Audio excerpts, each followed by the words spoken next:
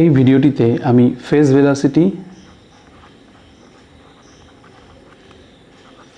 Velocity and group velocity নিয়ে আলোচনা করব। প্রথমে একটা ডায়াগ্রাম আঁকি তার জন্যে। এই হলো এক্স অ্যাক্সিস, এই হলো y axis. Different amplitude and different frequency যদি অনেকগুলো ওয়েভ সুপার ইম্পোজ করে যায়, একে অপরের সঙ্গে উপরিপাতিত হয়, তাহলে কি হয়, সেই ওয়েভগুলো সবাই মিলে একটা রেজাল্ট্যান্ট ওয়েভ তৈরি করে এবং তার চেহারাটা অনেকটা এরকম একটা ওয়েভ প্যাকেটের মতো হয়। এই ওয়েভ প্যাকেটের ভেতরে এই যে ছোট ছোট ওয়েভগুলো উপরিপাতিত হয়েছে, সেই ওয়েভগুলো উপরিপাতনের ফলে যে চেহারাটা নেবে সেটা দেখতে এরকম হয়। যারা তরঙ্গের উপরিপাতন নীতি বা সুপারপোজিশন প্রিন্সিপাল সম্পর্কে জানো, তারা নিশ্চয়ই এই ধরনের ধারণা এর আগে পেয়েছো। তো এরকমভাবে উপরিপাতিত হওয়ার ফলে এইটা হলো রেজাল্ট্যান্ট ওয়েভ এবং তার যে আউটার যে শেলটা সেটা দেখতে একটা প্যাকেটের মতো। একে সাধারণত বলা হয় wave packet.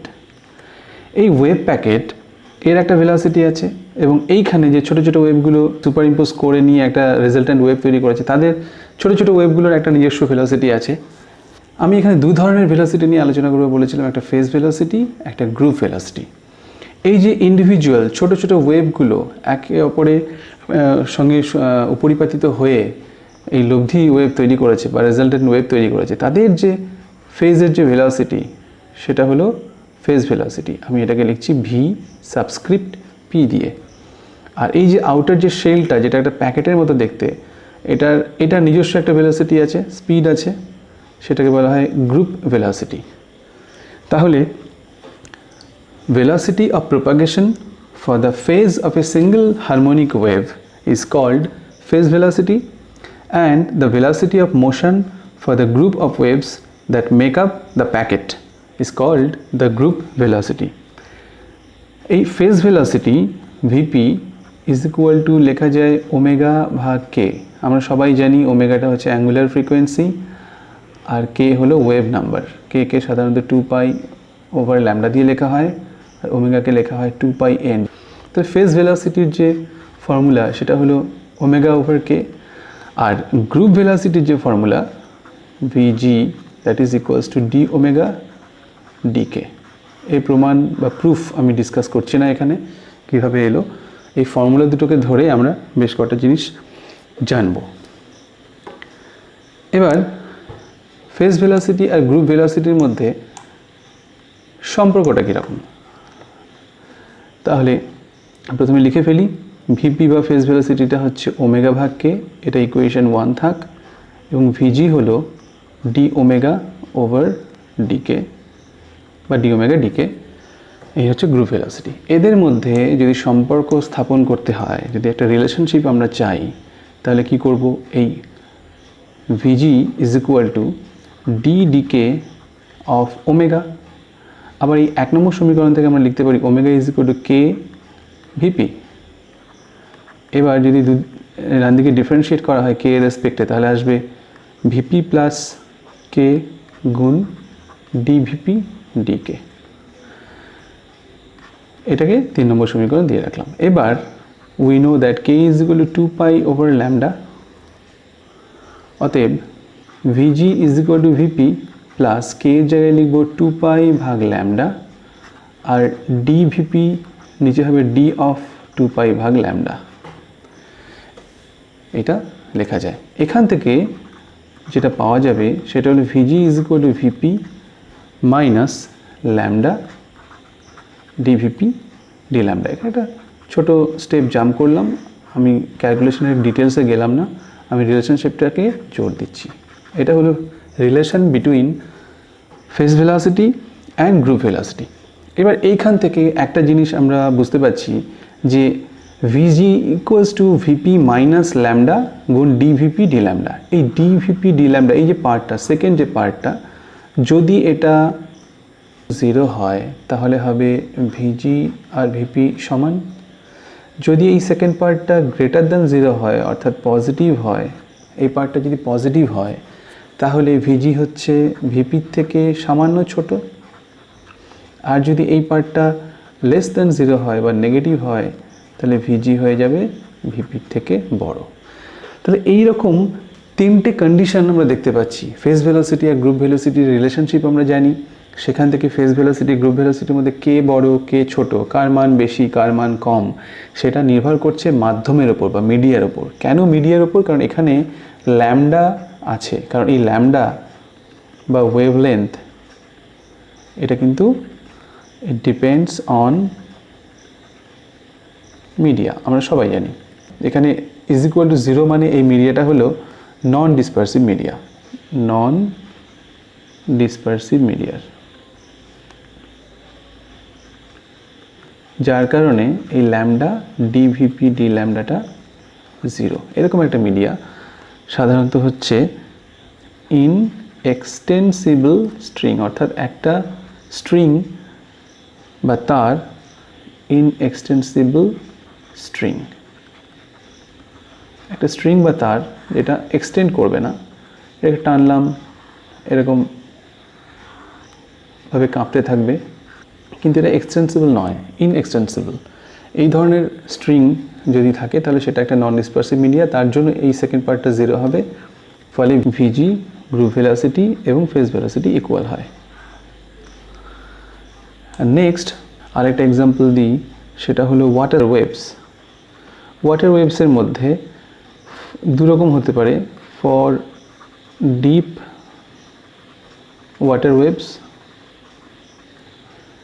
and for surface water waves। এই ডিপ ওয়াটার ওয়েভস আর সারফেস ওয়াটার ওয়েভসের ক্ষেত্রে যেটা দেখা গেছে যে সারফেস ওয়াটার ওয়েভসের ক্ষেত্রে গ্রুপ ভেলোসিটি ফেজ ভেলোসিটির দ্বিগুণ হয় এবং ডিপ ওয়াটার ওয়েভসের ক্ষেত্রে গ্রুপ ভেলোসিটি ফেজ ভেলোসিটির অর্ধেক হয়। তাহলে বোঝাই যাচ্ছে যে for deep water waves group velocity is less than phase velocity, and for surface water waves group velocity is greater than phase velocity। এবারে একটা প্রবলেম ডিসকাস করা যাক, সেটা হলো ফর এ পার্টিকেল যার স্পিড আছে এবং এর যদি মুভ করে তাহলে ডে ব্রয় হাইপোথিসিস থেকে আমরা জানি তার অ্যাসোসিয়েটেড ওয়েভ তৈরি হবে, একটা ওয়েভ অ্যাসোসিয়েটেড থাকবে এর সাথে। তাহলে এবং সেই ওয়েভটার যে ভেলোসিটি, পার্টিকেলটার ভেলোসিটি, এদের মধ্যে সম্পর্ক যদি অনেকগুলো ওয়েভ তৈরি হয় এবং তাদের সুপার ইম্পোজ করার পরে যেটা পাচ্ছি সেটা গ্রুপ অফ ওয়েভস, এই গ্রুপ অফ ওয়েভসের বা ওয়েভ প্যাকেটের যে ভেলোসিটি সেটা পার্টিকেলটার ভেলোসিটির সাথে সমান, সেটাই আমরা প্রুভ করবো এখানে। তো ডে ব্রয় হাইপোথিসিস যেটা আছে lambda equals to H over P, যেখানে পি হলো ওই পার্টিকেলটির মোমেন্টাম এবং ল্যামডা হলো অ্যাসোসিয়েটেড ওয়েভের ওয়েভলেন্থ, যেটাকে আমরা বলি ডে ব্রয় ওয়েভলেন্থ, আর এইচ হলো প্ল্যাঙ্কের কনস্ট্যান্ট। এবার এইখান থেকে আমরা একটা রিলেশন পাই, সেটা হলো P equals to H cut কে, যেখানে কে ইজ ইকুয়াল টু 2 ভাগ ল্যামডা। তো ডে ব্রয় হাইপোথিসিসকে একটু জাস্ট চেঞ্জ করে এভাবে লেখা যেতে পারে। আরেকটা হলো এনার্জি ইকুয়েশন আছে, ই ইকুয়ালস টু এইচ নিউ আমরা জানি, কিন্তু যখন আমরা ওমেগা দিয়ে লিখবো বা অ্যাঙ্গুলার ফ্রিকোয়েন্সি দিয়ে লিখবো তখন এই ইকুয়েশনটা দাঁড়াবে ই equals to H cut omega. এই দুটো ইকুয়েশন এক্ষেত্রে খুব ইম্পর্ট্যান্ট। এবার এখান থেকে দেখা যাক যে এই একটা পার্টিকেল যদি একটা কনস্ট্যান্ট পোটেনশিয়াল দিয়ে যদি মুভ করে তাহলে সেই পার্টিকেলটার টোটাল এনার্জি কত হবে? আমরা সবাই জানি kinetic energy plus potential energy. এবার এই টোটাল এনার্জিটা ই ইকুয়ালস টু সমান লিখতে হবে পি স্কোয়ার ওভার 2m, কারণ পি স্কোয়ার ভাগ 2m হচ্ছে কাইনেটিক এনার্জির পরিমাণ এবং ইপি এর মানটা হলো ভি। এবার এই যে দুটো ইকুয়েশন আছে এই দুটোকে 1 আর 2 নাম দিচ্ছি। From equation 1 K is equal two হচ্ছে পি ভাগ এইচ কাট, অতএব ডিকে সমান ডিপি ভাগ এইচ কাট। আবার ফ্রম ইকুয়েশন 2 এখান থেকে আমরা দেখো লিখছি ওমেগা ইকুয়ালস টু ই ভাগ এইচ কাট, অতএব ডি ওমেগা ইকুয়ালস টু কী হবে? ডিই ভাগ এইচ কাট, ডিই ভাগ এইচ কাট। বেশ, তাহলে অতএব গ্রুপ ভেলোসিটি ভিজি ইকুয়ালস টু কী জানি আমরা? ভিজি ইকুয়ালস টু জানি ডি ওমেগা ডিকে, যেখানে D omega is equal two হচ্ছে ডিই ভাগ এইচ কাট এবং ডিকে হলো ওপরে এইচ কাট নিচে ডিপি। সেখান থেকে আমরা পাচ্ছি ভিজি ইজ ইকুয়াল টু ডিই ভাগ ডিপি। এটাও কিন্তু একটা ইম্পর্টেন্ট ইকুয়েশন। এবার case 1 for non free particle, এবং সেটা হচ্ছে নন রিলেটিভিস্টিক পার্টিকেল। ফ্রি পার্টিকেল নয়, নন ফ্রি পার্টিকেল এবং নন রিলেটিভিস্টিক পার্টিকেল। নন ফ্রি পার্টিকেল এই কথাটার মানে হচ্ছে V is not equals to 0, পোটেনশিয়ালটা একটা নির্দিষ্ট মান বিশিষ্ট হবে। ফ্রি পার্টিকেল ক্ষেত্রে যেটা শূন্য হয়ে যায়। এবার ফর নন ফ্রি পার্টিকেল এক্ষেত্রে টোটাল এনার্জি হচ্ছে পি স্কোয়ার ভাগ 2m প্লাস ভি। তাহলে এক্ষেত্রে আমরা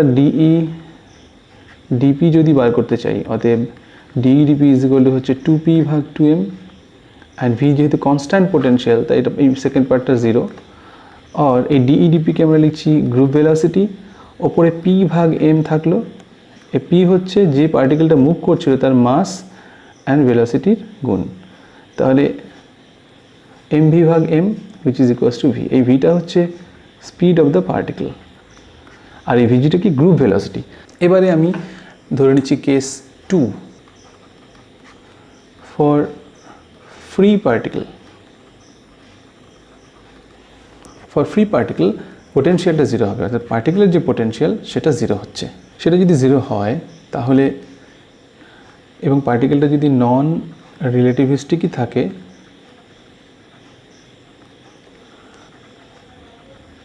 তাহলে সেখানেও কিন্তু আমরা লিখতে পারি টোটাল এনার্জি বা মোট শক্তি E is equal to P square ভাগ 2m প্লাস 0, কারণ পোটেনশিয়ালটা 0। সেখান থেকে ই ইজ ইকুয়াল টু, অতএব DP is equal to 2p ভাগ 2m is equal to V. এখানে ডিপি হচ্ছে গ্রুপ ভেলোসিটি ভিজি, সেটা which is equals to the speed of the individual particle. এবার কেস 3-তে চলে যাই। কেস 3 হলো ফর ফ্রি পার্টিকেল, অর্থাৎ যার পোটেনশিয়াল এনার্জি 0 এবং সেটা relativistic particle.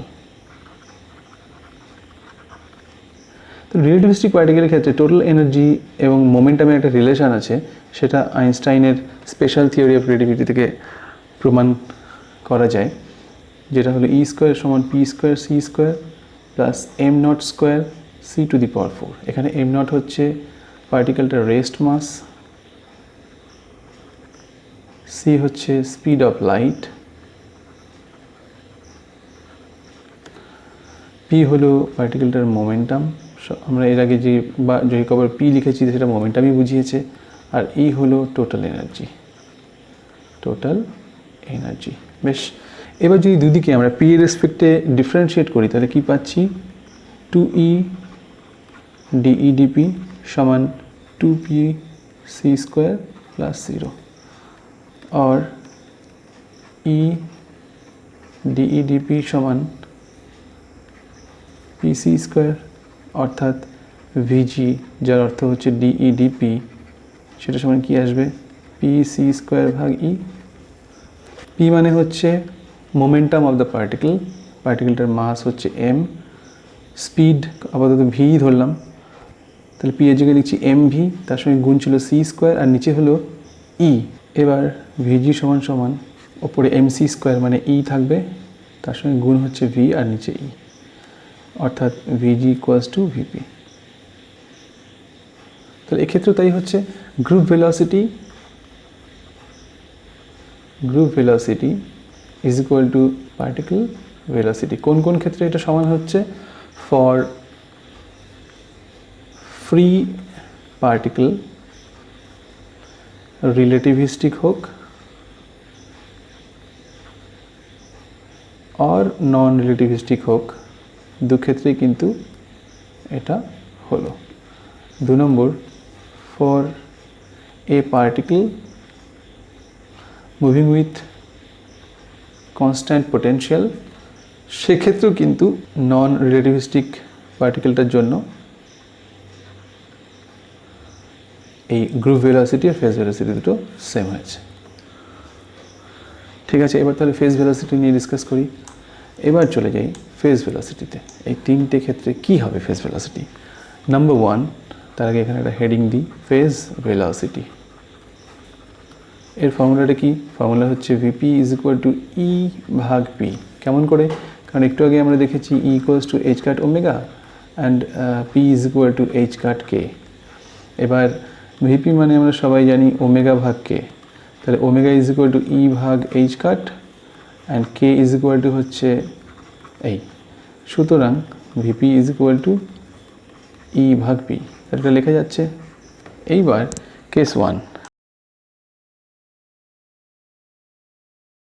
for a particle moving with constant potential V, এবং এটা নন রিলেটিভিস্টিক। বেশ, তাহলে ভিপি ইজ ইকুয়াল টু কী লেখা যাবে? ই মানে হচ্ছে টোটাল এনার্জি। আমি বলেছি এর আগে টোটাল এনার্জি মানে হচ্ছে kinetic energy plus potential energy. তাহলে কাইনেটিক এনার্জি এখানে যদি মোমেন্টাম দিয়ে লিখি তাহলে এটা হবে ভি স্কোয়ার ভাগ 2m প্লাস ভি। তাহলে এখানে ফেজ ভেলোসিটি হলো পি ভাগ 2m প্লাস ভি ভাগ পি।